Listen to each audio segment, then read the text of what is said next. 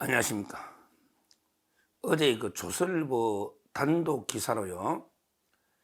이재명이 그 공소장에 대북 송금 공소장에 이화영이가 이제 그 자백한 거 있잖아. 이재명한테 보고했다고. 이재명한테 보고했다고 이화영이가 한 3번 정도 자백을 했어요. 근데 이거 나중에 그 부인을 하고 번복을 했죠. 그 내용이 원래 자백했다는 내용이 그 이재명이 공소장에 왜 빠졌느냐, 빠진 이유 이런 데 그 단독 기사가 났는데요. 원래 이제 그 이재명이 영장 청구할 때는 이게 있었거든요. 옛날에 이재명이 그 영장 청구할 때 왜 유창훈 판사 기억나시죠? 유창훈.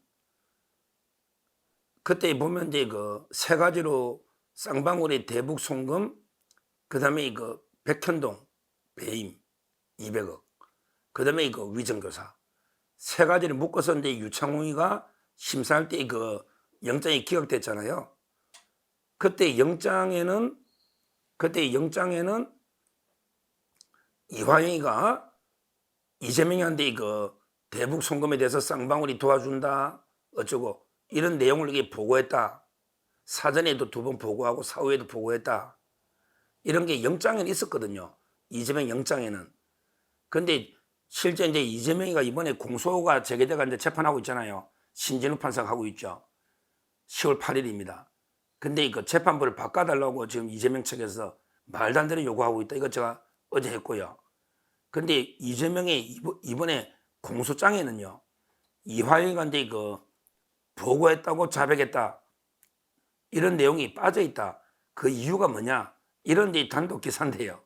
뭐 재밌는 가십 단독인지도 모르지만 그러면서 그 아마 기자가 조선일보 기자가 이제 검찰에 취재를 좀 했는가 봐요. 그랬더니 검찰이 하는 말이 굳이 이화영이가 오락가락 뭐 왔다 갔다 번복하는데 그걸 이게 공장에 굳이 열 필요 있느냐? 이화영이가 보고했다는 거 빼고도 우리는 이게 증거가 차고 넘치니까 이재명이 유죄를 입증하는 데는 아무 지장이 없습니다. 이화영이 말 왔다 갔다 하는 말 가지고 이게 기소하는 게 아닙니다. 이렇게 검찰이 자신감을 보였다. 이런 이제 기사입니다.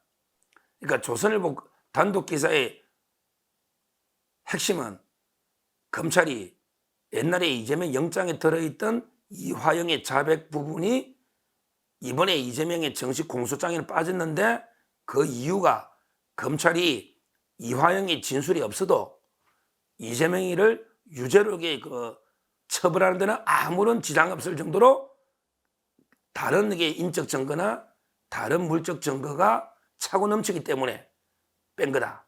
이런 데 보도입니다. 보도가. 뭐 그 말이 틀린 건 아닌데요. 요거 이렇게 조금 더 제가 상세하게 설명을 드리면요.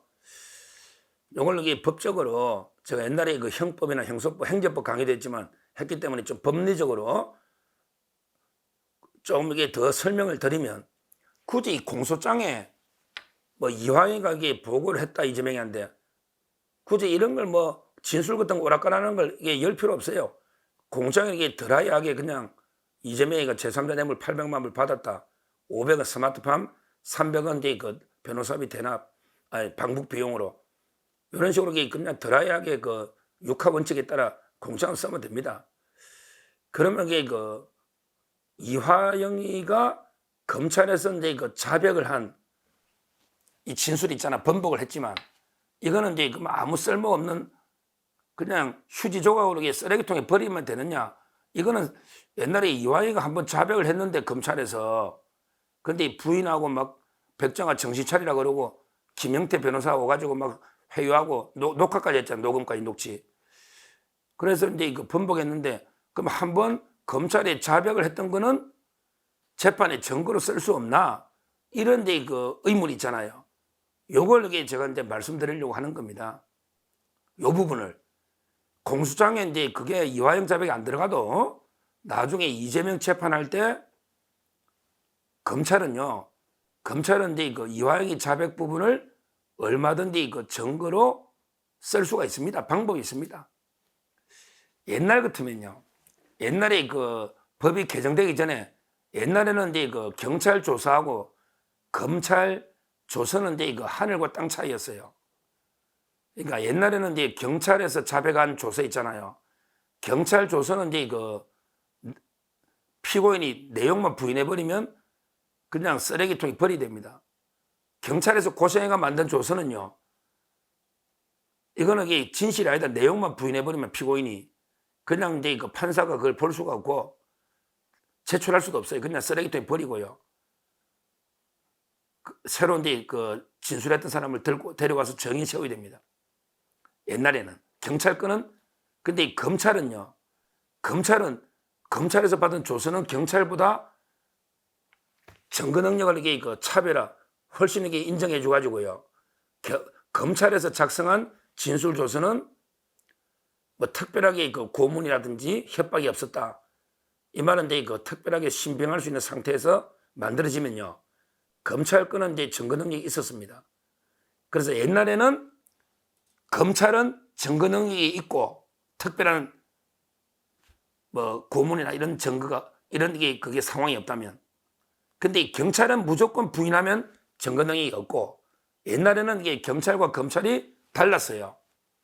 근데 이제는 법이 바뀌어 가지고 경찰이든 검찰이든 피고인이 이제 그 동의를 안 해가지고 이게 그 내용을 다 부인하고 뭐 이래 버리면 이게 그 증거 능력이 없다. 이제 법이 똑같죠. 그러면 이제 뭐 검찰에서 만든 것도 이화영이나 이재명이가 이제 그 동의를 안 하면, 그러면 이게 그 증거로 원래는 그들 직접 쓸 수는 없죠. 그쵸. 서류를 이게 증거로 쓸 수는 없어요. 동의 안 하면. 그러면 이게 어떻게 한다? 근데 그 법을 바꿀 때 그 우리 입법자들이 약간의 그 단서를 둔 거예요.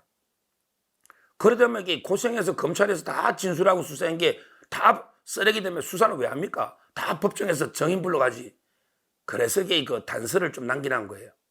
검찰 조서는 뭐냐? 바로 이제 그 검찰에 조서일 때 조서라도 이게 그냥은 증거로 못 쓰지만 그때 그 조서를 작성한 사람이 있을 거 아니에요. 검사하고 그 계장이라고 해요. 참여 계장 수사관. 검찰에 가면 이제 검사가 있고 참여하는 게 수사관, 계장이라 보통 수사관입니다. 참여 수사관. 그 사람이 반드시 참여해야 됩니다. 검사가 그냥 조서 받으면 안 됩니다. 불법입니다. 항상 이 검사가 조서 받을 때 그 밑에 수사관이 참여를 해야 됩니다. 2명 이상 돼야 돼요. 2명. 그러니까 이제 그 참여했던 수사관이 법정에 나와가지고 정언을 해야 돼.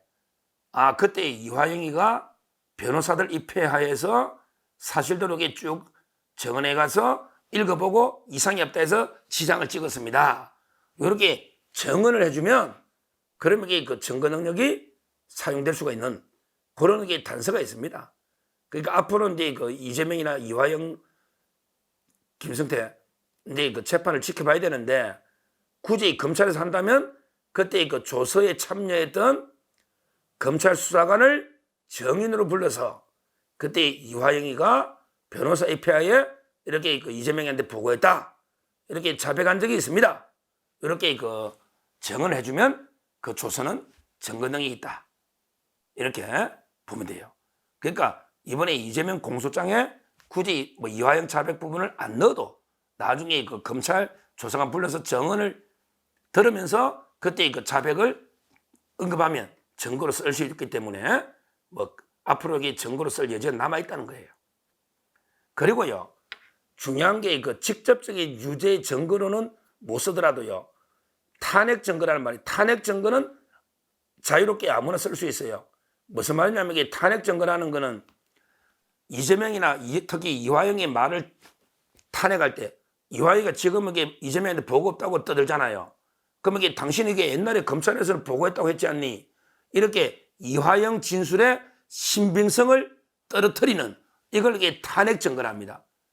즉 탄핵 증거라는 것은 유죄의 직접적인 증거는 아닌데 이것만 가지고 유죄로 할 수는 없는데, 근데 이화영의 진술을 신빙성을 떨어뜨리는, 정명력을 떨어뜨리는 이런 증거로는 이게 아무나 자유롭게 어떤 증거든 쓸 수가 있는 거예요. 뭐 전문 증거든 이런 것도 쓸 수 있는 거예요. 전문 증거라는 게 남한테 직접 본 게 아니고 누구한테 주워 들은 게 전문 증거잖아요. 원래는 hearsay is no evidence. 누구한테 주워 들은 증거는 증거 능력이 없단 말이야. hearsay is no evidence. 근데 탄핵 증거로는 쓸 수 있는 거예요. 누구한테 주워 들은 말이라도 그놈의 진술이 신빙이 있다 없다 요걸 탄핵할 때는 참고사항이니까 탄핵하는 거는. 그러니까 판사가 재판하면서 볼 때 이완희가 지금 이재명한테 보고 안 했다고 떠드는데 당신 옛날에 검찰에서 자백한 적이 있네? 그럼 여기 이완희 당신 말 못 믿겠어? 판사가 이렇게 판단할 수 있다 이 말이죠. 그러니까 판사의 심정 형성할 때는 사실상에 이완희 자백이 결정되게 영향을 줍니다. 그러니까 이게 증거법칙이라는 게 뭐 판사 마음이니까 공식적으로는 직접 증거로 못 쓰이더라도 이화영의 진술이 모순되잖아요. 옛날에 자백했다 안 했다 왔다 갔다 하니까 이런 경우에 이화영의 진술을 신빙성을 떨어뜨리는 탄핵 증거로는 쓸 수 있는 거예요. 그래서 앞으로 이화영이 검찰에서 변호사 서민석 변호사 그다음에 설주환 변호사죠. 이 폐하에 진술했던 거 이거 나중에 언젠가는 법정으로 증거로 현출됩니다. 그러면서 이화영의 진술의 신빙성을 탄핵하거나 또는 만약에 검찰 수사관이 넣어가지고 그때 정언하면요 이재명이 유죄 증거로도 쓸 수 있습니다. 이재명이 유죄 증거로도 쓸 수가 있다. 당장은 조서를 쓸 수가 없지만 정인 넣어가지고 진술에 쓸 수 있다. 그래서 결국 조선일보 보도는 하나만 단독 해가지고 왜 이번에 이재명 공소장에 이화영이 자백한 걸 왜 뺐느냐. 그거는 이거 빼고도 충분하게 다른 인적 물적 증거 많죠. 안부수시 정언, 김성태 정언, 신명섭의 정언, 국정원 직원의 정언, 증거가 너무 많잖아요. 그 다음에 출장 보고서부터 신명섭이가 그러고 평화협력국장 북한에 공문을 얼마나 보냈습니까? 막 증거가 그냥 한 트럭이 넘을 거야.